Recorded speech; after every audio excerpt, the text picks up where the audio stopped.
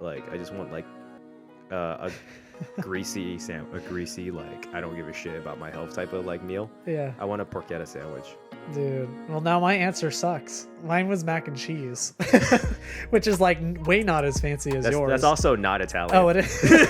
But isn't it like it's pasta? Where does it come from then? Because it's France. like, oh well, my favorite Italian dish is French, I guess. 5, 4, 3, 2, 1. Let's go. Yeah. Nice. Fuck yeah, that was dope. We have to start every podcast with this thing. Hold on. Oh wait, let's Turn it on. Leave it on. No, you finish it. Okay, there we go. That's a go. See, That's a go. That was like. see. I told you, Luigi's basically like impression is that you just do a very sad Mario, like a depressed Mario. It's just, let's go. Okay, brother. Why are you running away? I miss mom. Give Luigi antidepressants, and all of a sudden he sounds like Mario again. Honestly, Luigi is probably okay. Is this like game theory? I need to like contact Matt Game Theory. Matt Pat Game Theory. Now Game Theory. Luigi is depressed and he needs psychological help. And the Mushroom Kingdom does not believe in mental health. I think that's the story of Luigi's Mansion.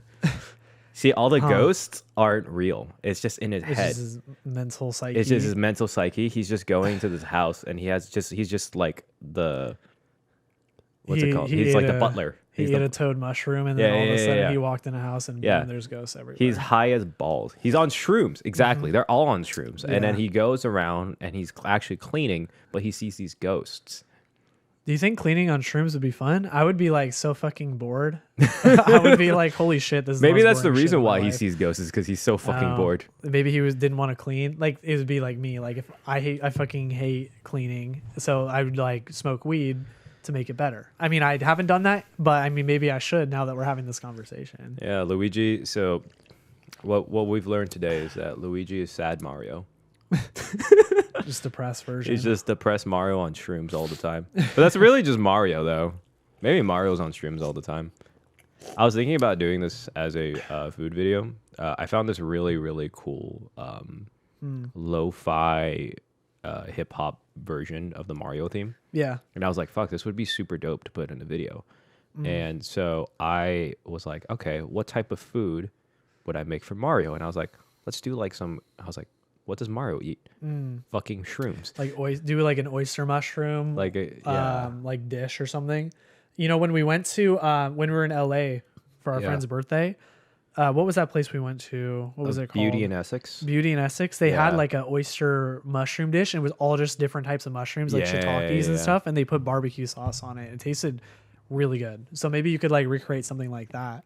Yeah, I was thinking using like your own type of sauce instead of a barbecue sauce. I was thinking about doing something similar. Actually, it was the same idea. It was to do like a cornbread, but with the soy. remember the grilled soy sauce mushrooms I did for like Valentine's Day, but you were part of it. Yeah, I was the third. Well, never mind. Yeah, I was the third wheel for your Valentine's Day dinner. And our anniversary. But I could justify it because I was thinking, well, not your anniversary. That was like, but for Valentine's Day, I was taking pictures and it was cute as fuck. And you posted them on Instagram. I bet she thought that was cute as fuck because like you blasted it out. You're like, this is my girlfriend on Valentine's Day. Here's some fucking awesome photos. That I also edited those too. They had good lighting and everything. My favorite part is that she showed it to her mom, and her mom was like, who's taking the photos? Because they're like action shots, you know? Hell yeah. He's like, dude, yeah, there was that one photo of Kayla with her hands behind her back, and she was observing your food very like, how do you say it? Adamantly? Whatever the word. She was very like focused on your food.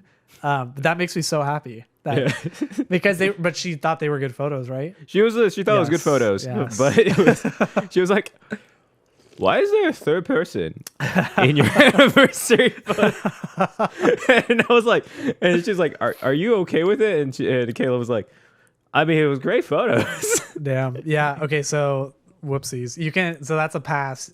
You can totally just fucking, next time I go on a date or whatever, you can just tag along third wheel at a fancy ass restaurant. You could just like just be like, I'm coming like an hour before, and I'll be like, all right, cool, and I'll call him up and I'll make it for 3. So on June 3rd, when you guys go to June 1st. June actually. 1st, Yeah. when you Or guys, wait, no, yeah, definitely June 3rd. when you guys go to Cortez, I almost feel like I shouldn't tell you the name now because then what's the name of the restaurant? then I can like sneak. Dude, away I can and look you up be like my favorite. This is the funniest thing I've ever. I can't say something in a way that's like, oh, like making fun of you, because I've definitely done like things like this before. What? But this was my favorite thing, is that you were like, all right, Riley is actually, if you don't realize this, he's actually like a hopeless romantic when it comes to like when he finds a girl and he's like really dating her. She's like he goes in on it, and so he was like, all right, I'm gonna book this like super fancy restaurant. I'm gonna get this like Star Wars pink sweater. Yeah, for it her was like because, official Disney branded sweater yeah. and stuff, not like a third party. Like I went straight to the Disney website. yeah, it's like expensive and super nice. And then like he booked this really fancy restaurant at like a rooftop in San Diego. That way you can see everything. Oh yeah, straight Beautiful. shot of downtown San Diego Beautiful. at night with all the city lights and shit. Like Yeah, beautiful. And it's like it's one, if you, I mean, fancy food tends to be seafood because it's hard to get and it's fresh here in San Diego. And then he was like, all right, I booked this thing, and then found out she doesn't like seafood. She hates seafood. She hates seafood. And I knew this too. I just honestly was like, okay, what? Because like Jordan's talking about, I think about every tiny little detail, and that's not just about dating. That's like everything in my life. I'm just all about the small details. So I'm like, yeah, she's gonna fucking love this view of downtown. Nice lighting. It's gonna be at the perfect time of day. Get the perfect gift for her. Well, perfect gift for her because she doesn't even fucking wear pink, and the sweatshirt I got her was pink. And then like afterwards I booked it all, and then I looked at the menu, which probably should have been the first thing I looked at, and it's like all seafood, and she doesn't fucking eat seafood. So I'm just like, oh my god, hopefully she doesn't fucking burn the fuck out of me for this. Just to give you an idea, there was literally a whole entire menu section for just ceviche. Just ceviche. Just ceviche. All seafood. All the appetizers were like 2 out of 6 of it was just all like seafood. Yeah. And the only other 2 appetizers was a guacamole and a queso fundido. Like it was like things Listen, you babe, do. we're getting the guac. Not even the queso. Like oh my god, yeah. And then the entrees were like 50% seafood, and then there was like some sprinkled in, like they had like one of everything. They had like a carnitas, they had like a carne asada, and then they had chicken. Oh, I heard and that. the chicken I heard that dish. fling on that voice. It was like you really been living in SoCal enough. It was like Been hanging out with Raul too much, I honestly. But yeah, just like a splash a little bit in there. So I like made sure after there was like at least one thing she could order, but then I lucked out and there were 3 things. So I lucked out this time. But out of like 20. this would be the first time I fucked up something like this, honestly. So Dude, I still love my favorite like love story of Riley's has to be which one? the cheese board. Oh, the shark board. The Shark Tank board. So actually, you know, Riley, why don't you tell this one? I'll tell it. Yeah. Fuck it. I was freaking wild for this one too, because this is like our second date, literally. I just was like super into her. And I know this chick for a while. Oh, different girl. Yeah, no, Dude, separate. different girl. Separate from the girl that I'm taking to the seafood, who That I'm joining. that Jordan is all of it. Yeah, he's using his pass right now. She's coming over tonight too, which is super exciting. But anyways, so this other girl, it was like my second date ever with her, and I took her. She didn't know this, but I scheduled a gondola ride in North County, San Diego. They have one in San Marcos for those listening that want to do something like that. It's super romantic. They play Frank Sinatra and all that too with the boat. What are the boat rowers called? I think this is gondola. The gondola rowers. They have like cute little hats on and like the stripes Italian shirts. Yeah. That was fucking honestly, off. dude, like if I asked this dude to sing for us, he probably would have, because they get like hella tips from doing that shit. Oh, hell yeah. But yeah, anyways, it was a gondola ride, and then I was like, fuck, I need to like add a little splash, because like I always want to like add a little something. And then I think I was just like, oh, I want to do those cheese boards with the meat. Jordan's like, charcuterie board, and I was like, oh, okay, so that's what it's called, charcuterie. And we like he literally would, Jordan would say it, he'd be like Like, say it. Charcuterie board. Or, And I mean, then- like it depends on. Some people say charcuterie board, like that's acceptable. It's like charcuterie board or Well, something like that. I did with the like the sh sound. Yeah, I So mean, like it's fine. Like we you would did it. have Jordan go, charcuterie board. and then I would go charcuterie board. Like I would repeat it, and we did yeah. this for like 10, 12 times in a row. And then I called my mom too, and I was like, "Oh, I'm going on this date."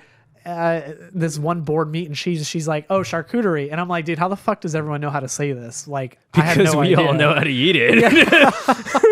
All right, I'll just cut to the main part. I practiced this shit with like my mom and Jordan, like literally had to be 50 times. And Oh, the wait, first thing before this. Oh yeah, and yeah. Jordan. Oh yeah, most important part is I didn't know how to fucking make one. So I bought all the ingredients, came at home, and then was like, okay, now how the fuck do I make this? And Jordan was like, I'll make it for you. And so fucking Jordan made this charcuterie board for this date I'm going for on a gondola, and then I took all the credit for it too because it's my date. I can't be like, yeah, my roommate made this. Like that would be like the most anti-romantic thing. I was literally making this the whole entire time. I was like, Riley, what is it called? Riley, what like is it he's called? like putting the cheeses in order, in alphabetical order and shit by color and all this or whatever, and he's just like charcuterie, charcuterie, charcuterie, charcuterie, and I'm like, I don't like repeating this shit. Also, this man bought like the smallest charcuterie. Oh board. yeah, The smallest cheese board I've ever seen in it's my life. literally like the length of this GainEXP Fitness water bottle. Like it's super fucking If you small. Like, if you ever want to really see small. if you ever want to see it, I actually use it to like put food on for like my food videos. Oh yeah, yeah. Go to Jordan's Instagram. It's on there for sure. Thanks for buying it. Yeah. I can actually grab it right now, honestly, but I'll maybe like between when we have to stop. But, but yeah, Jordan made this shit for me. She's okay. It just happened. She was driving. She's picking us up. So I get into her car, and she sees it, and she's like, "Oh my god, that is so cute." And I'm like, "Yeah, I made this like shark." How did I say it to her? Like charcanery board or something. I was like, yeah, I made the charcanery board, and she's like, what'd you just say? I was like sweating super hard, and I was like, sharknadery, shark tank, and then I just started like purposely trying to be funny. I was like Shark Tank board, and then she's like, it's charcuterie, and I was like, yeah, sorry. And now they're not dating. And now we're not together anymore. So I mean, for the better, for sure. But I mean, maybe it was just an omen that, or maybe I'm just an idiot. I can't say charcuterie. I'll never forget how to say it though. Sure. Charcuterie. It's so easy for me. It just rolls off the tongue. I'm still thinking like she's like in her head. She probably didn't say it, but she was like, "There's no way this motherfucker made this thing." There's no fucking way this guy made this word. Well, she'll for first. I can't talk. She'll for sure know now because I know she's gonna fucking listen to this shit and she'll be like, okay, that fucking makes sense now. Just watch, she's gonna slide in my DMs with like, yeah, I fucking knew it. This man needs to be canceled. To be continued. If that shit happens, everyone's gonna know. Oh god. I mean, like I feel like every guy has done, every kind of romantic-ish guy has done like something that's like dumb-ish. Like, yeah. Like a that one was like way over the top because that was the second date. But I mean, I really liked her. But I mean, like, I was learning more at the time because I was just getting back into dating after not dating for a while. So I was just like, yeah, let's go. Like, all in, baby, 100%. But dude, like, that's the worst. Like when you're out of it, right? I feel out of touch. It's almost like you have to relearn all of those like social skills. I mean, like luckily we're salespeople by trade. yeah. So like going up and talking to someone's like, it doesn't really bother us. Yeah. Honestly, but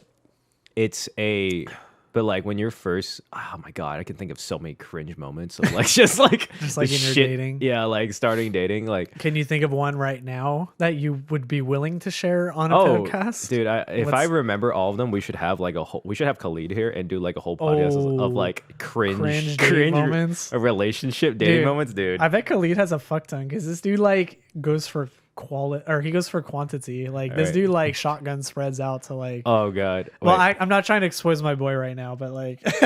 Nah, this bitch. That was his words, not mine. This bitch is definitely all right. So there's two forms of selling. One is that you do like it's like best described by guns. Like you sniper rifle that shit. Like you aim, or like an arrow, bow and arrow. Yeah, like you target that shit. You make sure you like take the wind. You make sure it's all clear. You got the information. Like You're take some grass and assassin. like check the breeze. Like Yeah, you smoke a cigarette and the smoke is going that way. Like you know what you're doing. dude, this is a health and fitness podcast. We smoke weed around here, not cigarettes. We smoke weed.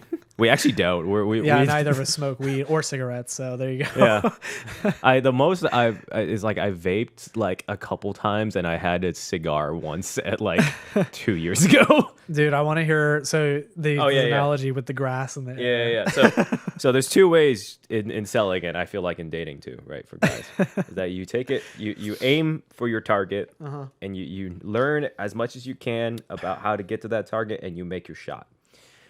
The other way is that you go up to a crowd of people and then you like saw off your shotgun and then shoot.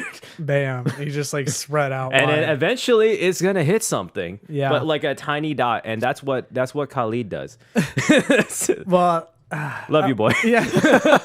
Well, I was going to say, I feel like the strategy though depends on like what the goal is. Too, you know, definitely. Like you wouldn't spend your time like lining up the bow or the arrow to hit the target if it was for like something that you weren't ready to make a commitment to or like we're trying to.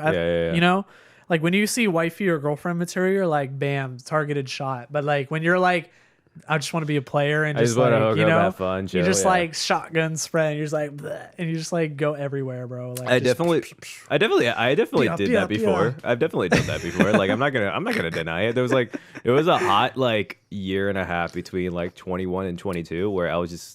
Yeah, we're getting to the years too. Just fucking going. So if whatever. you dated Jordan between the years of 21 and 22, do not text me.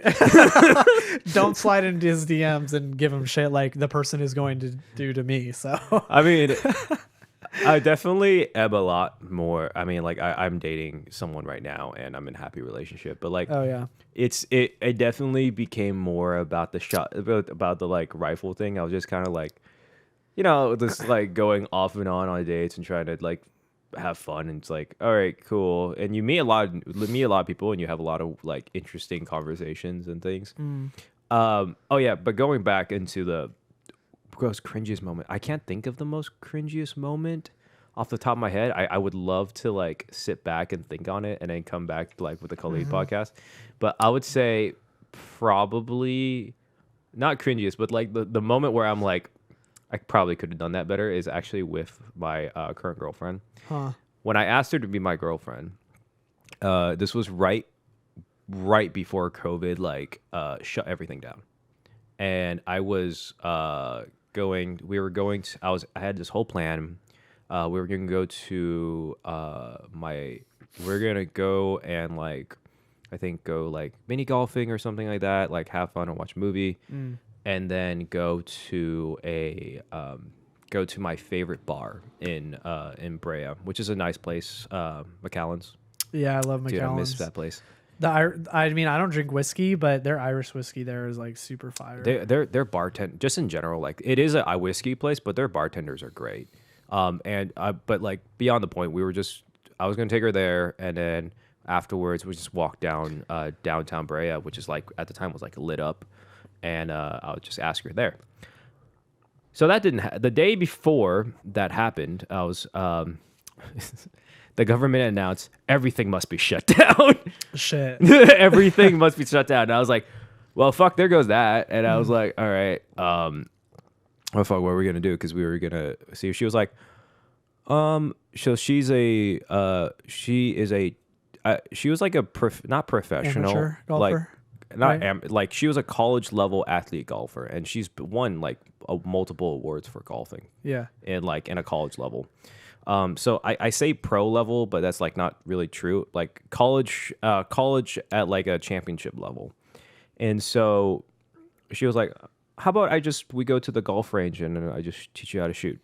So that day, we're going to the golf range, and everyone's at the golf range because this is like in Arcadia, and like it's fucking filled with Asian people who love golfing for whatever reason. And so we go there, and the whole entire time she's just trying to teach me how. I was like, I've never felt like such an idiot in my life.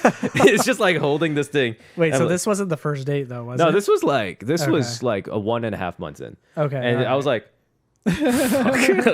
she's like, oh yeah, you gotta swing her back. It's like not like this. I was like, you gotta swing it like a pendulum. And I was like, dude, Oh I was like, bro, I feel like such an idiot. I was like, she was like, oh no, you gotta do this. I was like, babe, I'm so glad I never hired you to teach me. Dude, I think she would do a great job, and she has coached people. I just could not like. Fuck. Dude, this is why me, you, her, and the girl I'm dating too, because she also was an amateur golfer as well. Wow. Yeah.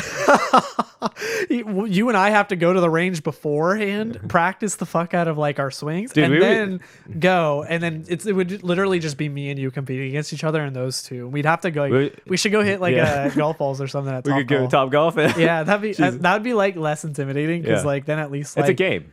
Yeah, it's like, well, I mean, to be fair, golf is a game in general. But yeah, Top Shot is just like fucking swing the fuck out of your driver and smack that thing as far as you can. Yeah. And so this whole entire day, which I was supposed to plan to be romantic, was just her making fun of me of my golfing technique. And she's just like in the back, I'm like swinging. She's like, I swing somewhat straight and it goes like not even high. And she's like, good job, babe. You're doing good out there, champ. Yeah, Put me in, coach.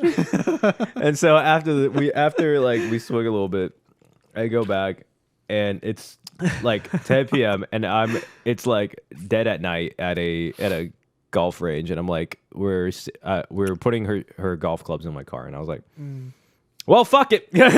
So I sat her down. I was like, you know, you could practice that motion on like a cable machine at the gym. Like you grab like sorry, this is random, but I was just thinking about this one exercise when you do what the fuck is that called? I know what you're talking about. You like pull it up to your right. I can't remember, but there's like an exercise that actually like practices the motion of swinging. That shit like is actually. I wonder if golfers actually do that shit at the gym. Like they go and grab the handle and they just like fucking practice that motion because like that would help with your like because there's resistance. You could like swing a lot harder. I would imagine it would be the opposite. It would Like have to pull be. down. It would be pulled down. Yeah, it would pull be down. pulled down because this is just to set up the swing. Yeah. And this is to hit the swing. So I would imagine to get more force, that would be. I mean, we're talking out of our ass. Actually, we should probably ask our girlfriend. Yeah, they would know because like there's like forms of resistance training you can do for different sports. So I bet that would be one of them. I remember it's a chest fly. It's like a chest fly. Chest fly. What the fuck am I trying to think of? No, are you going the down or up? Down. Down is a chest. It's not a chest fly. It's a chest. Oh, fuck, I forgot to. Oh well, whatever. Fuck it. I mean, it's okay. To be fair, like I haven't used cables in like months. Like actually, like so long. Probably in a year. I just haven't. I haven't been using cables at all, so I just forgot them. I fucking do that shit all the time too. I just like I think I've done it so much that I literally just don't even look at like the name anymore, and I just do it because like it's good for building up like your chest and stuff. But it's a weird thing because it with like remembering workouts and stuff, it's not necessarily like you don't use it, you lose it. It's more of you don't remember the name, you're not gonna fucking remember the name. Yeah, for sure. Because you're just in the motion of like, oh, I'm just gonna go. This works out my arms, and then it's the moment when you're like meeting with someone who's more in the beginner. Like, fuck, what was that name again? Yeah, for sure. Yeah, I mean, like usually I always have that shit written down too because there's so many names to remember, and like there's like a fuck ton of different. There's like usually 4 or 5 different ways to work out one individual muscle. So. And also another thing is that there's the names also like there's also like different names for different, like you would have the same exercise and there's like 3 or 4 names for it. Yeah. I remember one of the things was someone should make like a universal like handbook of all the names and shit, because I feel like I looked at somebody's NASM workout book and I looked at my AFPA one, which are two, for those that don't know, those are 2 different fitness and nutrition certification like businesses. We're certified under AFPA, but anyways, I've looked at the 2 different books and they always have different names except for like the generic ones, which is like chest press and like bicep curls and shit like that. But I mean, like especially with the more unique exercises, and especially with calisthenics workout, because a lot of it is just like freehand or like kind of randomly based, and one of my most interesting examples was like I remember testing out a workout you did before I got my my fitness certificate. Which one? I think it was the One Punch Man one. Oh, Yeah. I got you. For one of our fitness programs. Yeah, I was Gotcha. testing it out, and I remember you put zombie. I think it was like zombie squats. lateral. or Zombie something? lateral squats, and I was like, Oh yeah. and I looked at that, and yeah. I was like, what the fuck is a zombie lateral squat? You And don't then know I zombie looked. laterals? Come on, I looked man. it up, and I was like, oh, this is archer squats. Yeah, there's different names for it. Yeah. There's like zombie lunges too. Zombie and shit lunges, like and that. then like but like it's just what we're trying to say is that there's no real right. There's a right way, but like there's a lot of random ways people call names, and it's because there's so many exercises and so many different ways to exercise that it's like people just call shit by what they're called, but whatever. Like yeah. Somebody like literally, I feel like they should take one, like all the CEOs from all these companies, like ISSA, NASM, and AFPA should all just get together one day and just the NRA. make a fucking handbook of this shit and just be like, this is what they're all called. Don't call them anything different, and then that way everything's like lined up. But the fitness industry is so weird. Like you'll see dudes on like Instagram like lifting dumbbells all weird and shit and making up names like, this is the space cowboy fucking lateral dumbbell throw, and they'll be like taking a 25-pound dumbbell and like throw it over their heads and catch it with their other fucking arm, and they'll be like, this works out your rear delts and your fucking biceps. And I'm like, okay, well now you just made up a fucking name and nobody knows what the hell you're doing. And but- you're probably gonna injure someone. Like, it's not even efficient, but yeah, I don't know. The fitness industry is so like sporadic and just spread out. Like everyone, like even if you tried categorizing everything in a one name for a workout, somebody would just come along and be like, yeah, no, that's not what that's fucking called. and then there's gonna be, especially with like different types of exercises, they're gonna be like, yeah, this is a. I was like, oh, I came up with something different. Like I'm gonna name it, and then someone else probably did the same thing too. And no, like, yeah. To be fair, we just did that shit too. Like in our workout programs, we have shit called like the Boom Boom Pow or something for Batman. And I feel like that's different because we're renaming exercises because we want to give a perception. The goal is different. We want to give the perception of the person taking it to feel like the character. Yeah. Versus just creating a name because there's creating a name because they don't know the official name. It's like, oh, what even is official name anymore? Yeah, no, for sure. I mean, I'm guilty of that. Like I was trying to do, so I did this push up. So there's archer push ups. Yeah. Like that. But I Like side to side, right? Yeah. So I decided to do something a little bit different because I thought I was having fun with it. It was similar concept, except when you're doing it's a harder version. You do an archer push-up and you stay that way. And while you are down on the resistance for your chest, you slowly move from one way to another. So you would do a side to side and you come back up. Gotcha. Yeah. So why would an archer ever fucking do that? That doesn't make any sense. That What? doesn't even look like an archer's movement. No, the archer part is like this, and it looks like a bow. I mean, I guess. So like the string is here and then it goes out. They do that. That's why it's like the archer. It's like the archer squats too for the thing. And then it makes more sense than fucking zombie squats. Zombie squats. What do you mean? Yeah, I guess I've never seen a zombie like squat. I've never seen a before. zombie. Well, yeah. I mean, in movies though, I'm talking. You know, like zombies aren't real. All right, we gotta take a break to reset the camera, and then we'll probably get back on something else. I don't know if This we will. goddamn camera.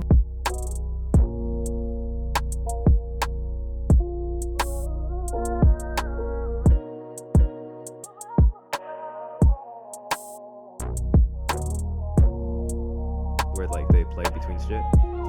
What are you talking about? No. Like, isn't there like a famous like theme song that plays between like in like a show or in like a reality? Like what are those like? Maybe like Jeopardy. Oh, is it the Jeopardy one? I don't even know What was it? Jeopardy, though. Dude, I'm trying to remember the theme song for Jeopardy. Like the song they listen like go between. I just know the do because that's like for double Jeopardy, you know? Oh yeah. No, I was thinking about like the song they play while they're trying to figure out what's the Oh, answer. do. Yeah, do. Maybe that's our theme song. Oh, here's the charcuterie board. I was standing up anyways to turn the camera on, so I figured I'd grab That's or if you don't, what's it called? That's just also now my food presentation board. it. This is nice for your camera shots, though. It really is. It has dude. like nice wood features. It's really good for any like meat ish type Nice of food, and like with beautiful. a steak. When I was doing the steak, We're gonna have to wash this now because I'm like touching it and shit. yeah, but- I'm probably gonna present some food on there, bitch, Oh, later later tonight. tonight, yeah. Oh, we have a double date. It actually is a double date. It huh? is a double date. Dude, yeah. this is like my first double date ever in my Really? life. Yeah, I've never Are you done a serious? double date. Yeah, Oh wow. this is actually kind of exciting. I actually didn't even realize like put that together, because the girl I'm dating is coming over, and then Jordan's girlfriend's coming over too. So the Yeah. 4 of us are gonna play Mario Party and And eat steak. Yeah, and I decided I was gonna, because I still need to film some food videos out there, and I mean, by the time this comes out, it'll probably be out. It's just a miso butter shrimp, and I'm gonna do like an Nice. Italian carrot cake. The Italian carrot cake is just because I was like, I like carrot cake, and I was like, I want to do a carrot cake, but that's different. And I looked it up, and I was like, Make it Italian. yeah, and I was like, if I make this cake, but like speak with Mario's terrible accent, it's Italian carrot cake. If you want to make anything interesting, just put the word Italian in front of it, and all of a sudden it's very posh. Yo, low key, like I feel okay. It's an interesting. I don't know a single person who doesn't like Italian food. Yeah, It's like a weirdly like universally loved food. And I was thinking about it yesterday. I was like, why is it so beloved? So, what's your favorite Italian food dish? Honestly, I kind of really dig. It depends on what I'm feeling, obviously. Yeah. And like, I feel like pesto gnocchi is just incredibly fire almost 90% of the time. Oh. If I am like feeling really, really like, I just want like a greasy like I don't give a shit about my health type of like meal. Yeah. I want a porchetta sandwich. Dude. Well, now my answer sucks. Mine was mac and cheese, which is like way not as fancy as yours. That's also not Italian. Oh, it is. But isn't it like it's pasta? Where does it come from then? Because it's France. like, oh well, my favorite Italian dish is French, I guess. It's like the only other dish I would think of is like obviously pizza, Well, and then like spaghetti. Actually, like, this is an interesting like. This is gonna be my gelato. Gelato. There you Gelato's go. delicious. That's my favorite. Italian I love dish. gelato. Actually, that's a pretty fire choice. yes, that's my favorite. What's your favorite flavor of gelato? That's only traditional Italian flavor of gelato. Fuck yeah! I was gonna pick some random ass. I was gonna pick the Stella Jeans flavor. That's definitely not a traditional Italian Tiger flavor. tail. My favorite is probably Shout out Stella Jeans. Yeah, Stella Jeans sponsor us. Please. My favorite gelato flavor is probably like well, is mint chip a classic or no? No, it's not. That's Then American. Chocolate. Yeah, there that's you go, chocolate. because I don't know any other types of gelato I mean, flavors. like fucking vanilla. Is it? Vanilla, strawberry, pistachio, strawberry. Pistachio. Okay, so pistachio Tagliatelle, is a classic coffee. one, but coffee is one. Then I'll pick coffee. tiramisu, Yeah, I'll pick coffee then. yeah. Okay, then you go. Pistachio. Pistachio. I 100%. could have guessed that actually. That's Dude. like a non-gelato favorite of yours too. I You just like that in regular ice cream Yeah, form. I just like nutty. Like I just like just snip it. I just like nuts. Just I love nuts. I love nuts Put it at the bottom in of the my video. mouth. Just love them. We're gonna put that on Jordan's side of the video over there. Or you Just- can put it on mine too. I don't give a fuck. I love nuts. You know, it's like There that, it like, is. imagination, like that. That's what I mean, I love nuts. Wait, look at the camera and do this. I love nuts. All right, we're putting that in there. All right, but yeah, definitely. I like dessert wise. Maybe it's just because of how I grew up. It's like I like warm flavors, and like warm flavors being like nuts, peanuts, Oh, okay. coffee, kind of like things that evoke like warmth in your body. Okay. Like peanut butter and like almond butters and something like that always like got to me more than like fruits, which is more like kind of a colder flavor. Uh-huh. I don't know how that like it sounds weird because temperature is not a flavor, No, yeah. but it kind of evokes that emotion sometimes.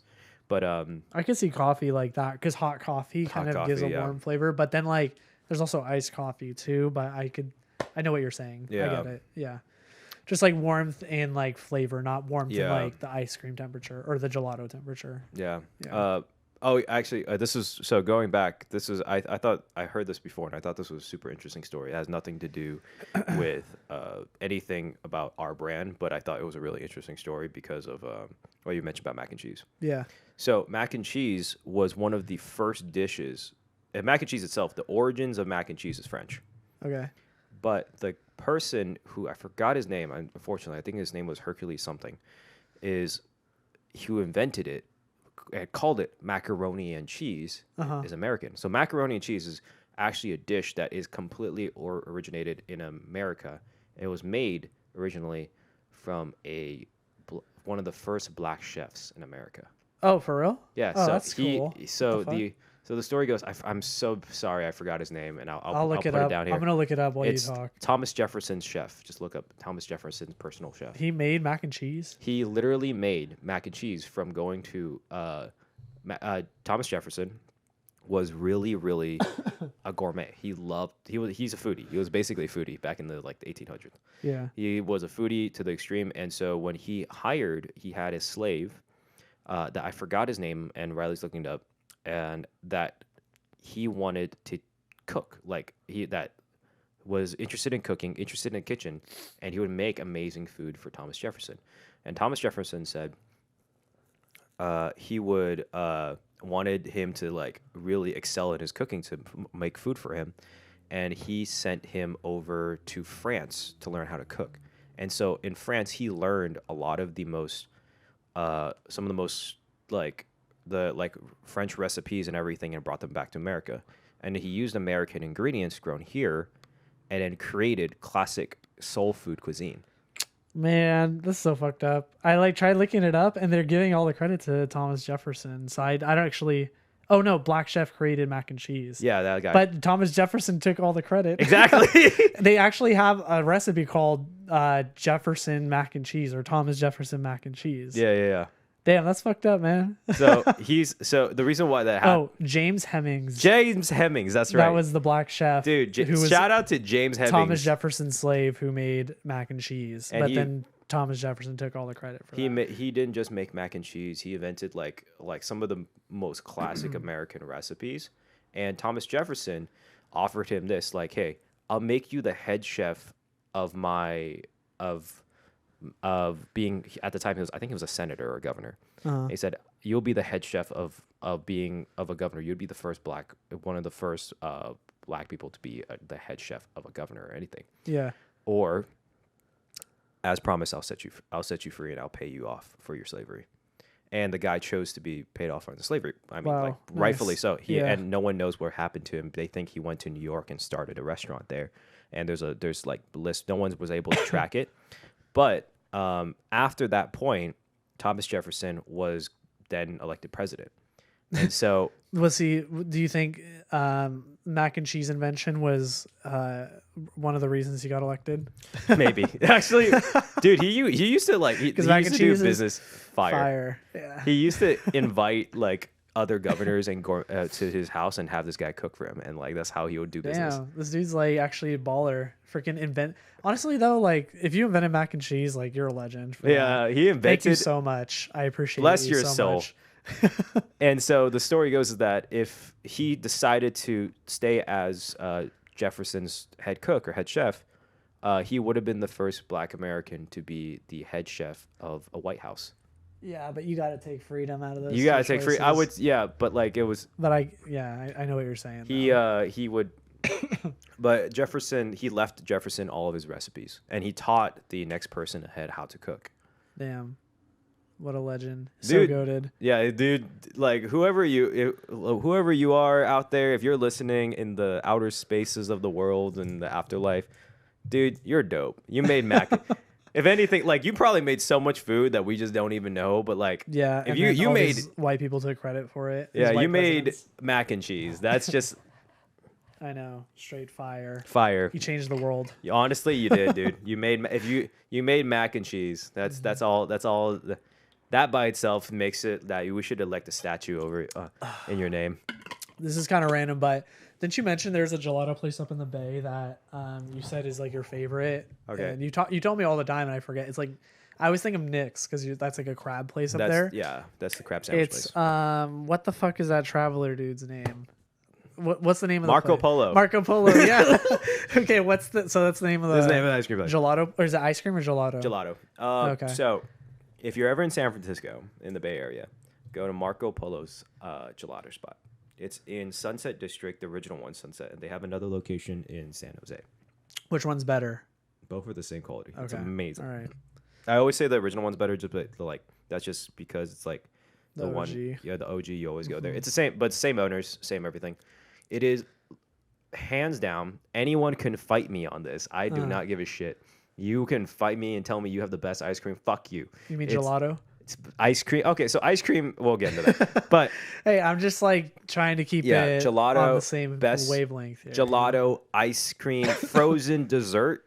Oh wow, you're really gonna throw the whole frozen dessert? Marco Polo's ice cream or gelato in the Bay Area. You can fight me, Italians. Damn. Damn, you really just said better than any frozen dessert out there. I hands down. That's actually freaking crazy. I can, dude, when we go to like the Bay Area, I will take you there and you'll be like, you can't beat it. Change my life. I've had every ice cream that we've been to does not even, it's not, so there's like, you know, that one's first place. That's not even on the top 10 list of like of how good that thing is in comparison. Blow my mind. So did you go there when you were a kid or like what? Yeah. Okay, cool. I mean, like there is nostalgia factor, but like to give you like a blank statement, I took Kayla, which is my girlfriend. Yeah. If she doesn't want her name to be blurted out, we'll beep. Beep. Thanks, babe. Sorry, babe. So I took my girlfriend, and she's never been there before. She's been to all the ice cream places and frozen dessert places we went to, and she's like, "Wow, she even confirms." This I'm gonna ask her about that tonight. You could ask her. She was like, God fucking damn it, it is amazing. It is amazing.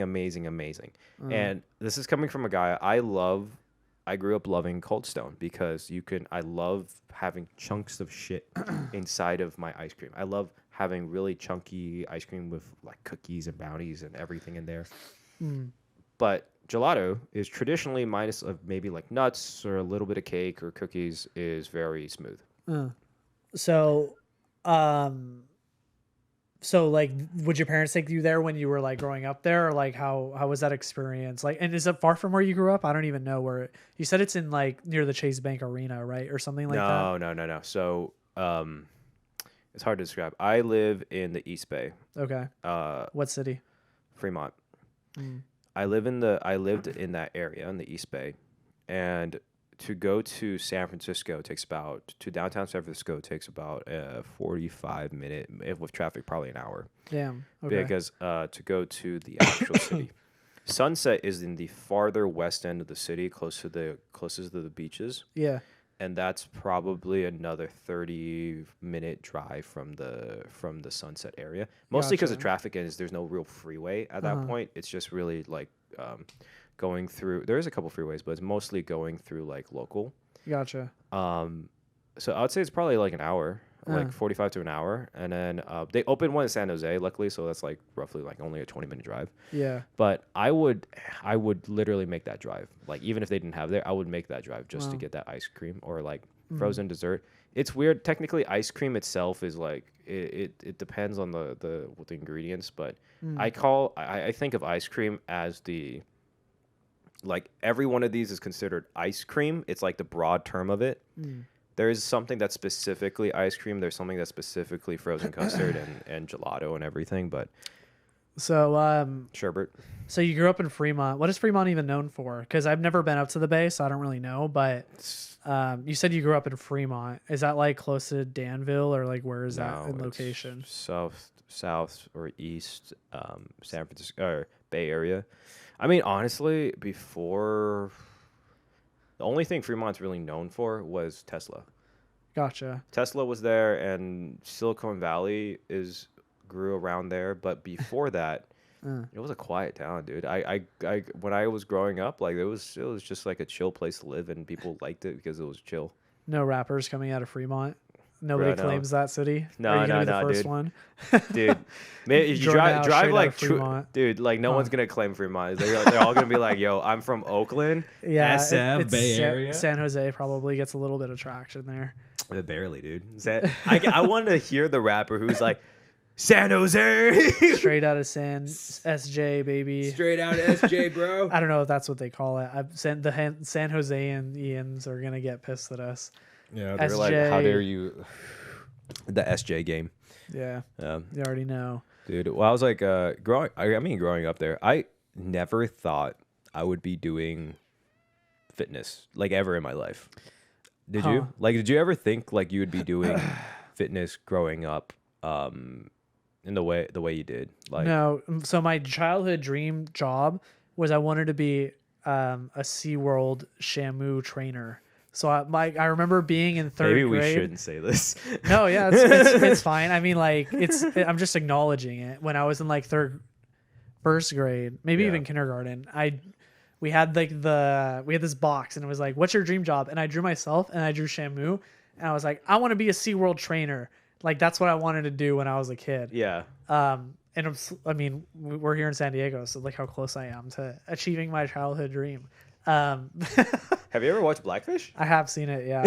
I've seen it, but they've like changed though, because I remember when it was so controversial and that came out, they like started changing all this shit around. So, Yeah. but yeah, anyways, that's what I wanted to be when I was in kindergarten. I never like even thought of fitness or health. I didn't even know that was like an industry that was like super popular till I like got into high school, and like you start getting people who are like doing like volleyball and like football and stuff like that, and then you start seeing like physical therapists like working with like football players and athletes. Was that like trainer thing like consistent up until college, or like was it like did you always want to stick with being like a Shamu trainer, or it was like or did you want to switch it up like different things you wanted throughout like high school and college? Yeah, so I still want to be a Shamu trainer, so this is all a ploy just to get closer to SeaWorld. So Directors of Blackfish are gonna be like, PETA's gonna get after us, bro. But no, I don't even remember where that faded away. It must have been like one of those spontaneous things. Like I must have gone to SeaWorld the week before and I was all hyped about Shamu, so I was like, I want to be a Shamu trainer. I mean, you still remember. That's the thing. I still do remember that shit. But no, I didn't want to be a trainer until like probably like 4 years ago. Probably I just like I actually just started my bulking cycle like yesterday or 2 days ago. No, it was on Monday of this last week, so it was like 5-6 days ago. And I just remember like I would work out before because I just knew it was like the right thing to do and it was good for me. Mm-hmm. But then like I actually ended up just being so passionate about it. I would get hyped as shit just going to the gym. Like being at the gym was like something that made me genuinely happy. Mm-hmm. And that started around 4 years ago. So that would have been like an end of college, or like I was graduated already. But yeah, no. And I just went back for my bulking cycle like 5 days ago. After taking a longer break. I think I took like 3 or 4 months off just from lifting. I just needed to get away from it for a little bit.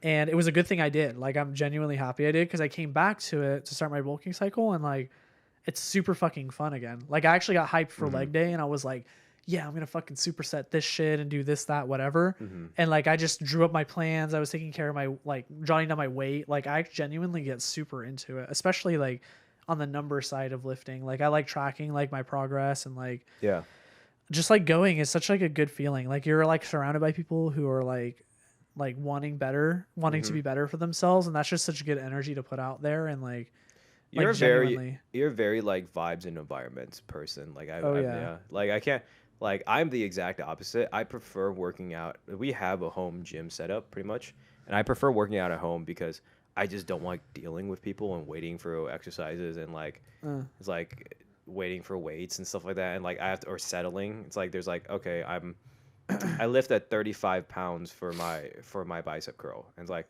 that's like the most popular dumbbell weight. No, like, yeah, I'm like, fuck. The 27.5s are always taken, and I need those so bad. Yeah. Usually. But no, I mean like Mondays and Tuesdays I'll probably work out at home because those are always the busiest days of the gym. Just for the people listening, don't go on Mondays and Tuesdays unless you have to. But like any other day, like Wednesday through Sunday, especially on weekends, I'll go because nobody's there on like a Sunday morning. Like, especially on Friday, like everyone's out at the bars while I'm like at the bar at the bench press. You know what I'm saying? So like no one's trying to take my weights, bro. Boo. Stop. Boo. I mean that shit up right now, okay? Stop. give me a break. No, I see a ghost. Boo. But yeah, what was I going on about? But yeah, I mean like I genuinely just started getting passionate about it like 4 years ago, and then I just remember like I would catch myself instead of like being on video games, like playing games or like going on YouTube to watch YouTubers, like I was Googling and YouTubing things like how to lose body fat and build muscle, or like proper positioning for lat pull downs, or like Yeah, more yeah. ways to work out different heads of your bicep, things like Yeah. that. Like I literally just get so into it, and then like I was like, you know what, like I stopped one day and I just was like, dude, this is like something I'm actually super interested in. I'm just gonna like roll with this and see how long before maybe like I would become disinterested. And like it's never happened. Like I just if anything, I get more interested and I get deeper down the rabbit hole, and I'm like, wow, this is fucking awesome. There's so much to this that like every time I open a book and I feel like I learned something new I didn't know before, but just about health and fitness and working out. Was there something in between doing a Shamu trainer and then being a fitness trainer, or was it just like I was like you were like Like I'm gonna be a anything sea else? I was like I'm gonna be a Sea World trainer, and then you were like I can lift weights. No, no. I mean, like for a while, I did graphic designing. I own my own graphic designing business. So I mean, like I've always been an artist, but I actually started making money off of it. Like I worked with like venture capitalist firms, and then like I worked with Formula SAE racing and stuff like that. And like, I mean, like and then now I bring that passion over to GainEXP Fitness. I don't do art for anybody else anymore as like a commission or as a freelancer. Like I only, That's a lie. no, okay. You offered it to the one dude. To get I Jordans. tried. Okay, recently recently I tried. There's a guy who resells Jordans, and he's like, I need a logo done. So I tried to convince him to let me do a logo for him for a free pair of University Blue Kicks low tops, and he just fucking goes to me. But that's just because I'm like always in that mindset of like I need to make money, I need to get Jordans, shit like that. But yeah, no, I mean, I don't really do freelance work anymore. I don't seek it really. Yeah. I only do it mostly. Well, I mostly do it now for GainEXP Fitness. So any like, not Instagram posts for videos, but any like standstill posts, or like the logo was done, or like anything you see with your eyes aside from maybe like the videos Jordan posts, like those are like my art usually. So And I literally started that business, my graphic designing, yeah. thinking like, okay, like this is just a start. Yeah. But I'm going to bring these hard skills over to a business someday, because I wanted to bring value to something. And that something ended up being GainEXP Fitness, which was our own business. So. Yeah. Which is dope, and I'm glad you did, because there's no fucking way I would have hired so many fucking people. Dude, thousands of dollars probably to get all this shit done. But I mean, so you're always I always got that you were like the artistic type. Definitely. What was it, like the left side of the brain or the right? Was it left? Left? I thought it was the front. Or is No, it the no, back? there's a creative and there's a logical side, right? I think it's the right. Maybe I think the left is the creative then. Creative, yeah. It's like always been creative. Was that even before, like, were you always interested in design throughout like high school too? Like you were the kid who drew in class and shit? Surprisingly no. I mean, like the way I got into it was I just wanted to Photoshop my friends' faces onto like giraffes and stuff while we were like fucking on Discord together. Cause like I'm a gamer, right? So like when you're in between lobbies, you're like, oh, I have nothing to do. And then like I'll just randomly have this inspirational moment where I'm like, you know what? Jared's head would look super fucking funny on a rhino right now, and then I would just like I'd merge them together and like get into it with the nitty. I get like super into it. Like I get the burn tool and I don't and I like burn like the like I would just get super into it. So He had a math exam the next day too. That's genuinely how I got into it. I just Yeah. wanted to Photoshop like my friends' faces onto stupid things, and then I was like, damn, Photoshop's really fun. And then like I ended up buying Photoshop and then like getting really into it. And then I got my first logo design for my roommate. He was starting up a marketing agency. And then he was like, hey, can you do this logo for me? And I've never done a logo before, but I was just like, yeah, I'll do it. And he knew I hadn't, but he gave me the chance. And then I took it and I ran with it and seized that moment and opportunity. And I made a good logo, and they ended up using it for their business, which That's sweet. didn't pan out. But I mean, he like gave me that opportunity because he knew how important it was for me to like express myself from an artistic standpoint. And he was like, you know what, dude, like you can make money off this. So here, I'm going to pay you. He paid me too. He was like, I'm going to pay you what you're worth on this design it. And then I'll pay you what you're worth. And then he ended up giving me a couple $100 for it. And then I was like, wow, this is sick. And then I'd go on Reddit and I'd find people on Reddit who needed designs. And I would be like, hey, let me do your logo for you. And they'd agree and they'd pay me. And it was like, that's just how it started. I would get into like the whole hustler shit. Like, I'll do whatever you need me to do, and like I just do it. But I mean, you always mentioned that you wanted that the logo part of it was always supposed to be for something else. Was there like a before GainEXP Fitness or like being a fitness trainer? was there something like you saw yourself like I wanted to pursue this like long term? Because you mentioned the graphic design thing was always like kind of was a detail for a bigger picture. Yeah.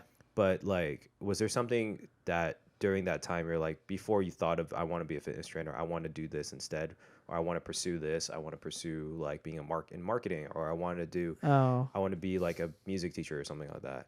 Or was there like just kind of, or were you just like going by the flow and then you kind of felt something hit? Yeah, I mean, like I'm a big planner for sure. Like I'll think of things like I'll be planning my shit like 5 years from now. Like I mean, that's just how my brain works. But in general, like I feel like you can't like I just felt like I couldn't force that. Like I think if you go to college and you're like I want to be in engineering and work at like Qualcomm or something like that, then that's one thing. But I didn't really care about that. Like I always loved entertainment, which is why we started what we did at GainEXP. And I always liked just being an artist. And so I needed like some sort of platform in order to do that. Because being an artist is really hard. It's like competitive as fuck, which is why I don't do it anymore for other people, is because it's super competitive. But genuinely, like I just kind of went with the flow. It was never like, you never had like something like I want to be this like throughout like high school or college or high school or middle school or something. Not really. Like I just stopped.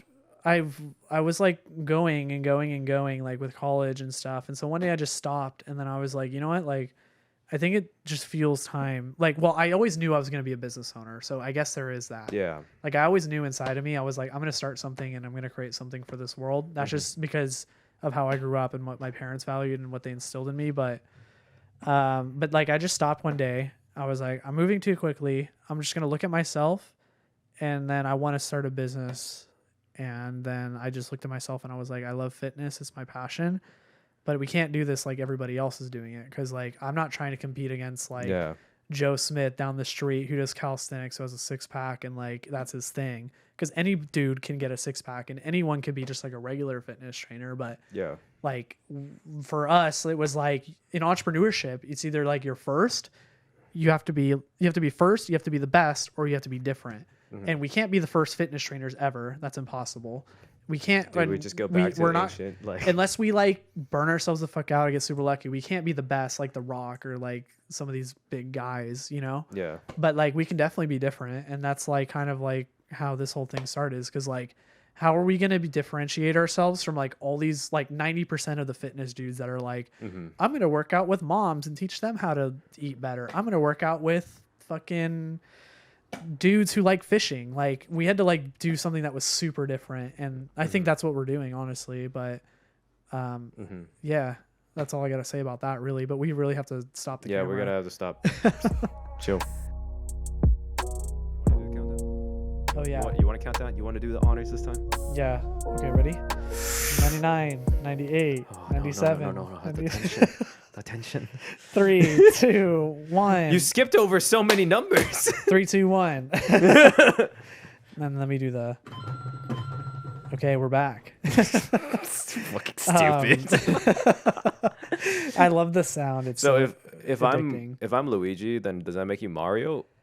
I'd rather be like Peach or something. I feel like I would be Mario. I'm like the shorter, wider guy versus. Actually, never mind. I'm not going to get into it. I was like, if you're Mario and I'm Peach, and I was going to look at you like this. But, I was like, bro, you would have been Luigi. 100%.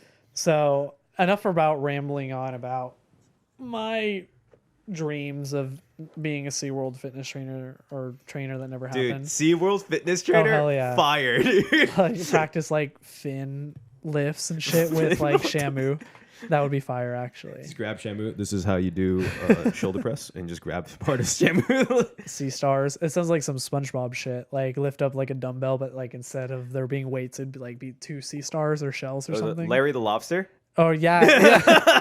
We should. Our next GainEXP program is Larry Lobster. Oh, yo, I'm down, dude. You know how many? It has to be a heavy bulk, extreme bulk, like creatine, like crabatine, like all. Okay, hold on, wait. That's so disgusting. Imagine like crab flavored creatine. But yeah, anyways, I just rambled on about basically my childhood dreams of being a SeaWorld trainer and evolved into our current fitness business. But how was like your journey with just like you growing up, and like I guess like what was your first job, and did it even relate to like what your childhood dreams were? Sort of. I mean, my first job ever was a prep cook at a antique. I'm not antique, but like it was like a train station cafe that was like I think it's like one of the oldest working train stations in California, still in Fremont. And it's so old that it was landmarked in, like it was a historical landmark. And wow. so because of that, we actually didn't have any stoves. I had to cook everything on electric stoves that were like not attached to the kitchen because they couldn't break into it because it was a historical landmark. Wait, so what kind of food was it then? Did it it require stoves? breakfast, coffee, like stuff like breakfast sandwiches and stuff like that. Oh, that sounds so yummy, But- actually. I had 2 stoves to feed a whole restaurant, and they were electric stoves, and one of them didn't work half the time. So Nice. that was my first job, and it was to be a prep cook for them. And it was really just called a prep cook because it was just beginner cook, but like you were just actually cooking for the restaurant.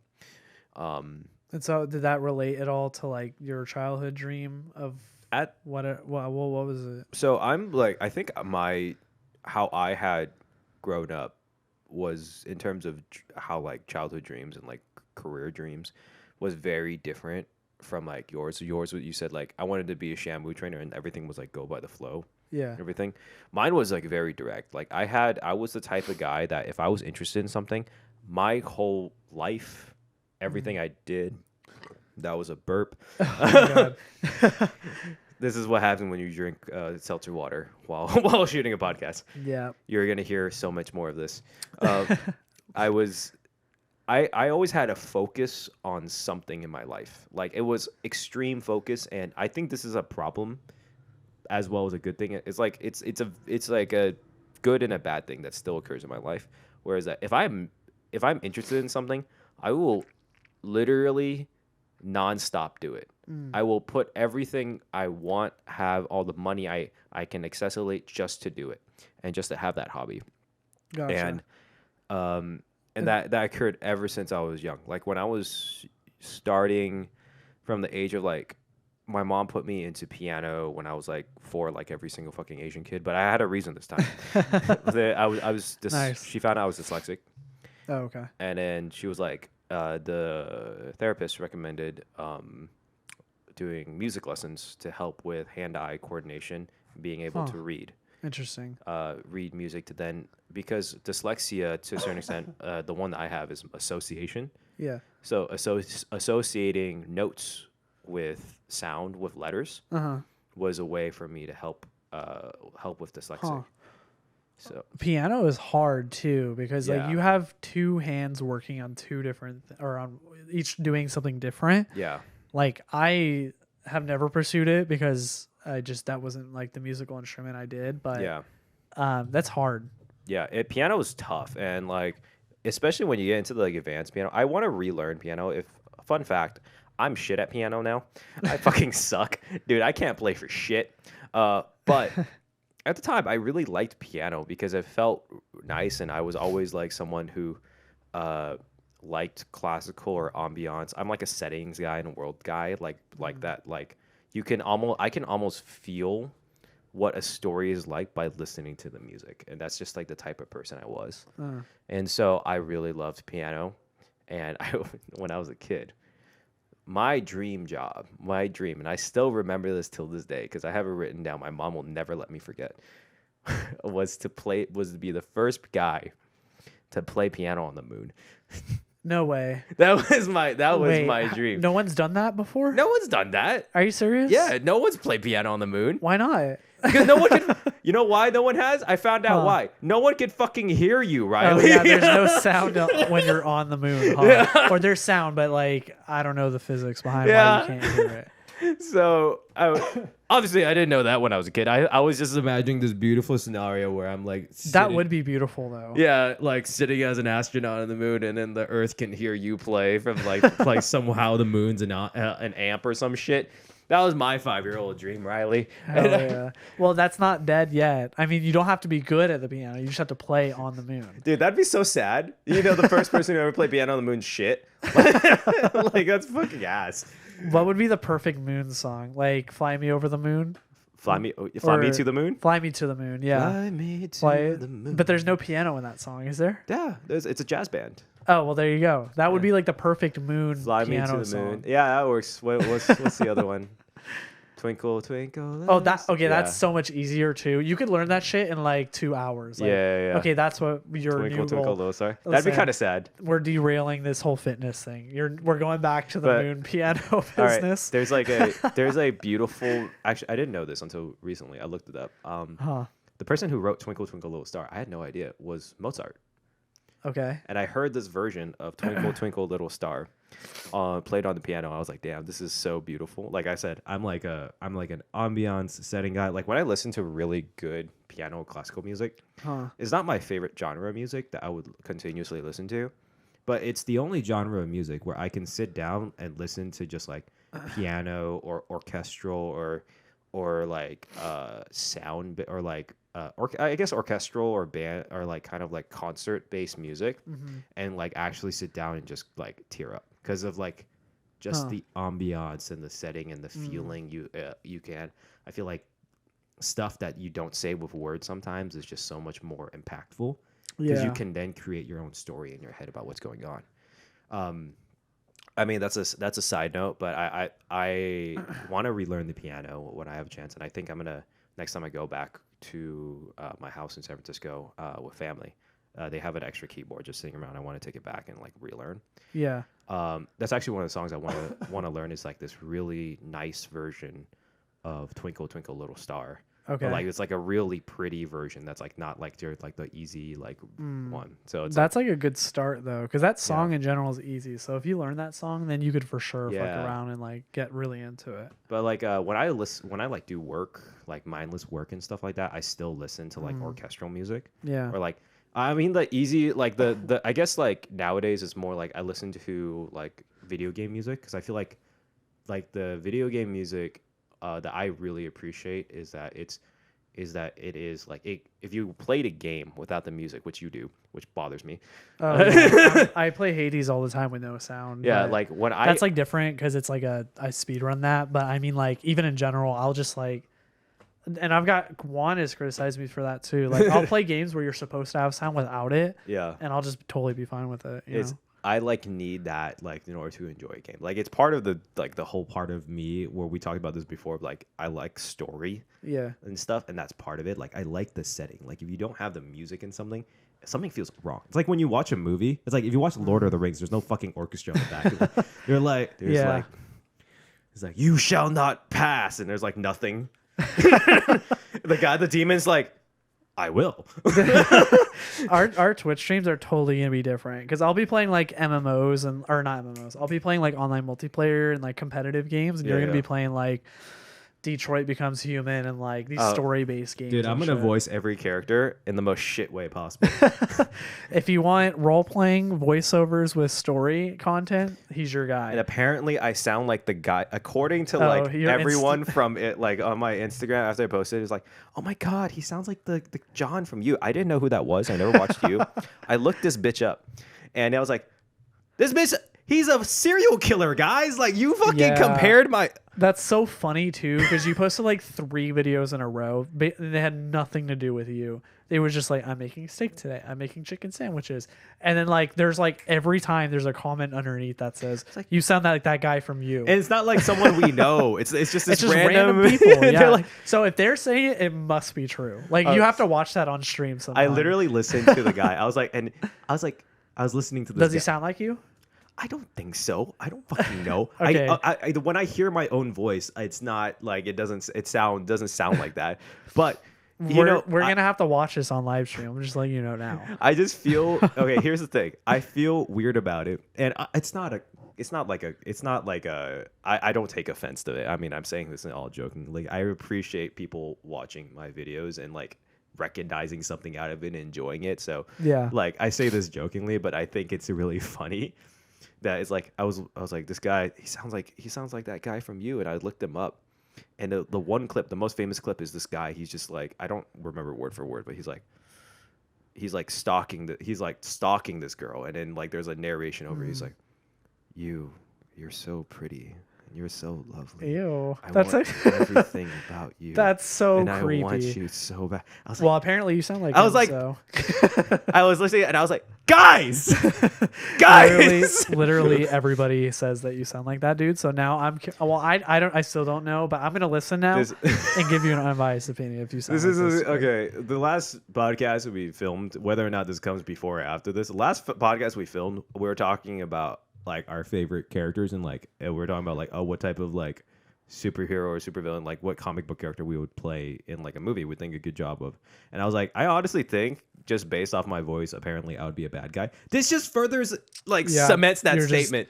You're supposed to be a villain. I'm gonna play a villain in a movie. I have apparently an evil laugh, which eventually will come out on this podcast. He does have an evil laugh. I sound like a serial killer. So this is true. You do. I'm just saying that your laugh is very silly, serial killer like. Serial killer like. I'm just saying. Dude, oh god, I watched, like, this is not looking good for like anything. If I ever do anything stupid in my life and I have to go to like court, they're gonna be like, this man, like the lawyer, like the opposite lawyer. Like I guess I'm the defendant, and then I'm the defendant. And so who's the? It's the person. You would be the defendant if I'm suing you. If I'm suing you, you would be the defendant. Whatever, the other fucker lawyer, like the other lawyer, Amber's. This is the whatever the fuck lawyers is like. It would be like, this man. Let's just listen to his voice. He sounds like a serial killer. Guilty. Going to jail. He's like, my lawyer's like, no, that's not enough evidence. Check it. Did you check his watch history? It's all true crime documentaries. Dude, your ass would be in jail in like 2 seconds. Like, I can't do anything stupid don't get now, pulled Riley. over. Oh god, fucking damn it, dude. All right, unless I'm in the car with you, then you're safe. Don't worry. Anyways, back to the thing. Like when I was when I was growing up, I wanted to be the first pianist in the moon. Yeah. The first penis in the moon. Pianist. I can't be the first penis on the moon anymore. That's true. Yeah. Wait. Yeah. So because I wanted to ask, because one of like the main things is like, for me, when I met you, you were like really involved in like food, and I met you, you worked at a bunch of different restaurants. Does that tie at all into like what your dreams had then shaped into after your endeavors of being the first piano player on the moon? Yeah, that died real quick. Yeah. I mean, like I said, I jumped from so many things. So yeah, it went from in quick succession being a musician, and I loved music, and I still love music. I just don't like playing it as much as I really should, and I really want to get back into it. And then around, I think 8, I started getting into cooking, and I really enjoyed cooking and just learning how to cook and learning. It became, I don't know why, it was really nice to me. I kept cooking from then, and I mean, that's why I have the videos. But like, if you just keep that as an undertone for the rest of this, it's like, I then wanted to do magic. I loved magic, and I still enjoy it. I don't do it as much anymore, but I was really, really into magic. And then I really liked stand-up comedy, and I liked doing like telling jokes and everything, and presenting.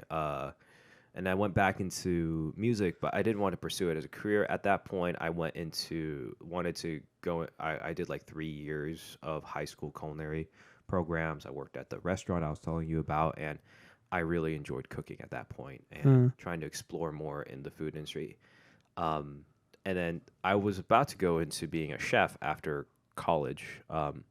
There was a healthy aspect where it was like exploration of something, right? I really wanted to learn how to cook and explore that craft. And I really do think if I went in that route, I would have found success in some way. Yeah. And would I be as happy as I am now? Probably not, just because of just the nature of how that industry works. Yeah, I would imagine being a chef or like trying to pursue that would be like super competitive. It's extremely competitive. You work like insane amount of hours at insane amount of times, and there's people who rely on you at all times, and it's not a healthy industry to be in. And I mean, it's not a healthy industry. It's getting better, but it's also just like that's just the nature of how it is. You just are underpaid and you're just stressed all the time. So my mom was convincing me to then, he was like, you can always go back if you really like it, just go do business. Everything's a business. And that stuck with me. Everything is a business. Everything's a business. And so I was like, all right, I'll go business school. And from there, I wanted to be in, I was like trying to explore what type of business I wanted to do. And I wanted to do entertainment for a little bit just because. Well, your whole major was in entertainment and hospitality. That's the reason why I was like entertainment, hospitality. If anything, I always fall back on hospitality. That's like my bread and butter. I worked throughout college. I worked in multiple different restaurants. I had a small catering business that I was running. I did pop-ups. Just to really, it was all really just to keep up my craft. Like find a way to keep it going. And like, I feel like it took a long time to separate this for me. It's like it felt like such a part of my soul and who I am as a person. That's Jordan, the guy who cooks, right? Where that's like such a ingrained part of me. It took a while to then like step away from it. Yeah. It took a minute for me to step away from it, and it's not healthy, but like not everyone's gonna like your food.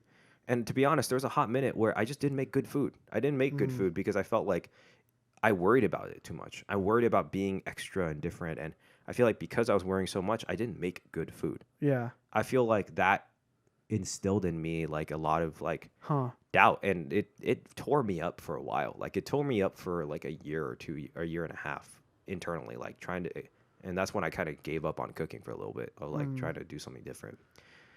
Well, I mean, like, to be fair too, like, it's important to like, it's like you feel like a hypocrite, and it's like kind of scary, and honestly, to step away from like what you're supposed to be like your thing, you know, like for you that was like stepping away from cooking for a while, but like, how did you feel like coming back to it after like stepping away from it? Like, did it make you feel better that you took a break from like your craft, or like that you stepped away from it, or I do you, was or like just how glad how was that? I was just glad I came back. Okay, so this is gonna sound really harsh, and there's a buddy of ours, Dan.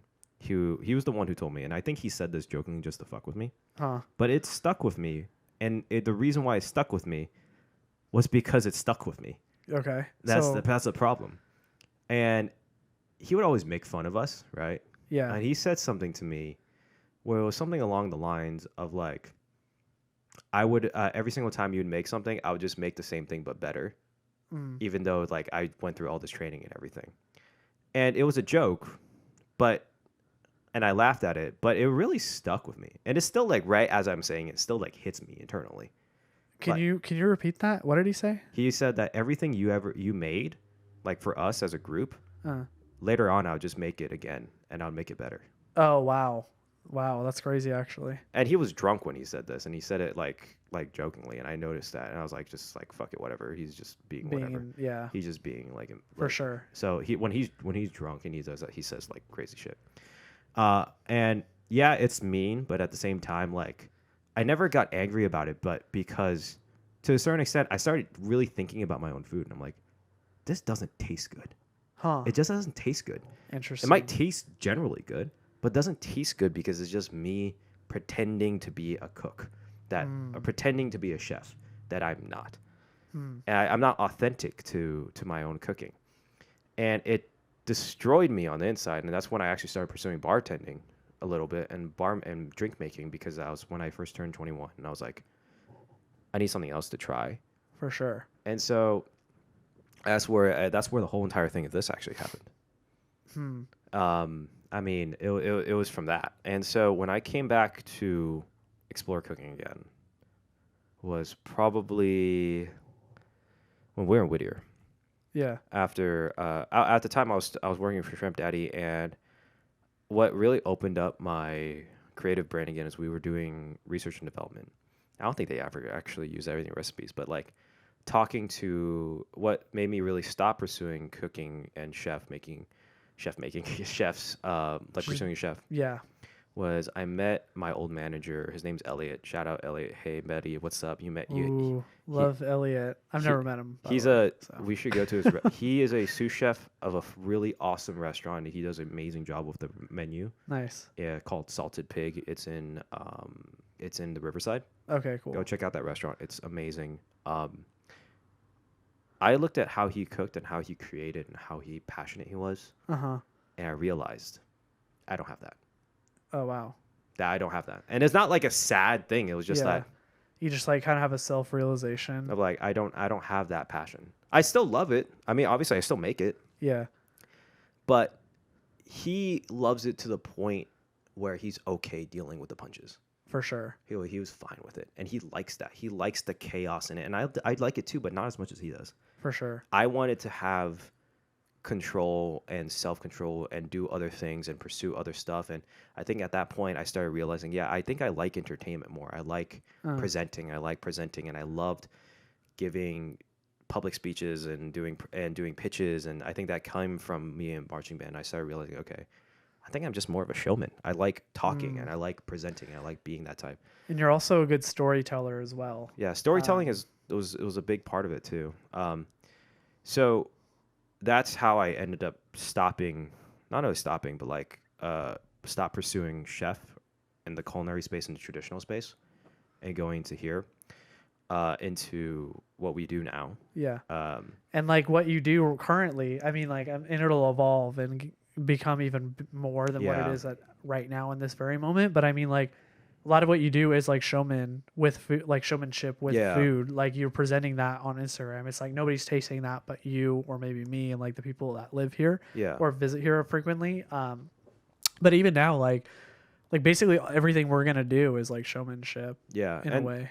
And I'm glad that I was able to incorporate cooking back in my life. I'm very thankful for you to give me the idea to like, you got to do something on your social media to grow our brand. And I'm really thankful that I thought I was like, fuck it, I'm going to do some food videos, because in the end of the day, like I still love cooking, and it stretches and makes me like flex that part of my brain that still has recipe ideas and still has things to play around with, but allows me to then go into the storytelling aspect of what I truly love, which is talking, unfortunately for my mom.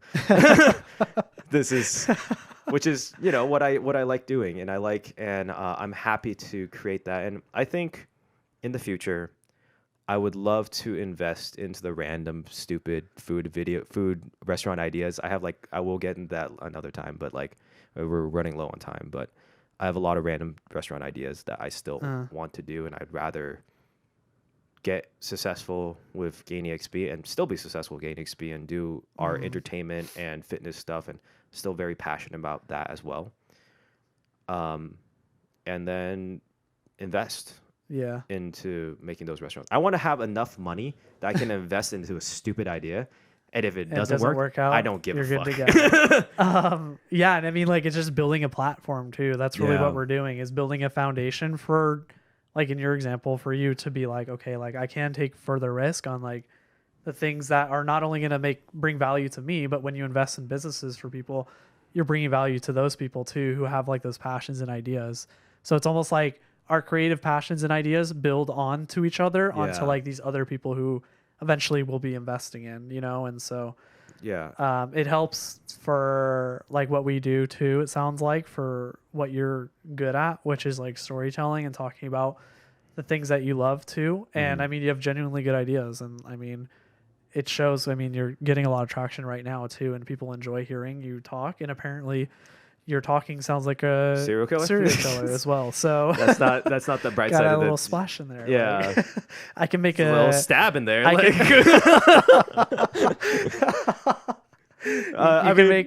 can make a medium rare steak on a video, and then right after you can go sound like a serial killer at Albert or your bakery or whatever. Yeah, there's a. So I mean, I didn't mention anything about like fitness and GainEXP during this. Like, I am passionate. I just didn't want to cover it just because that's like my Plus, I literally just talked about it. Just rambled on about it. But I don't, in terms of like specific on fitness and nutrition, like that's interesting to me. But the most interesting aspect of that was always Riley is more about, I'm interested in the nutrition and fitness. For me, it was I'm interested in the fact that this information can help people and we can build something out of it. We can build a story around it. We can build. What was interesting to me was that we can make a fitness program and make, like I said, I'm world building a setting around it. Yeah. You want to be like Batman? Fuck it. We'll make you throw batarangs. You can save Gotham on your side quest. You can put the Joker away and like feel like you're doing that. And that's what I wanted to create. And that's why, like, in all honesty, I love fitness and I feel great when I work out. But what interested me the most when we were doing this has always been like, let's have fun with it. You know, for sure. That was the cool part to me, was like, let's do this, but let's have fun with it. Yeah, I mean, we have to cut it off here soon, but I mean, we're literally going to build our own story that we're going to be able to talk about in like 4 or 5 years from now and be like, dude, yeah, remember that time when we did X, Y, and Z, and you sounded like a serial killer? Yeah. But yeah, and I mean, just finish it off. I mean, building the whole like programs the way that they actually are built was like your idea. Like I was the one to initially be like, build the programs, and then you've made it better by incorporating what you were good at, which was like building a culture really of like what that program was supposed to be, like one punch push-ups for One Punch Man, or like shadow boxing for Batman. Like that was like your creative input into that, and like that's what became of like our two brains using like the creative side. But I mean, we'll probably have to wrap it up here, but I mean, I gotta make food videos for the double date. Ooh, and the videos too, like oh yeah, and your videos as well. Yeah. Anyways, like I said and like Riley said, we got to cut it off here, but we're gonna throw in the ats, like follow GainEXP or at GainEXP Fitness on Instagram, and then my tags are Doggo Doggo EXP on both Instagram, Twitch, and YouTube for now, and then soon to be Twitter, I'm sure, but maybe we'll see. Bro, we need to, there's so many platforms where I've purposely avoided just so I could be a productive person. I know. We need to TikTok too. Follow us on TikTok. Don't even remind me, dude. Our buddy Khalid keeps calling us old men because we don't fucking have a TikTok. I know. I'm not on TikTok. I easily could be, but I could be too. Yet. What's your ats? Oh yeah, at JorJor _EXP for pretty much everything. Twitch, TikTok, unfortunately. Instagram, soon to be Twitter. YouTube is gonna be probably just a blend of stuff. We'll see. We're still playing around with everything, and we'll figure it out when this comes out. But hey, thank you all for listening to our dreams and everything. And let's go.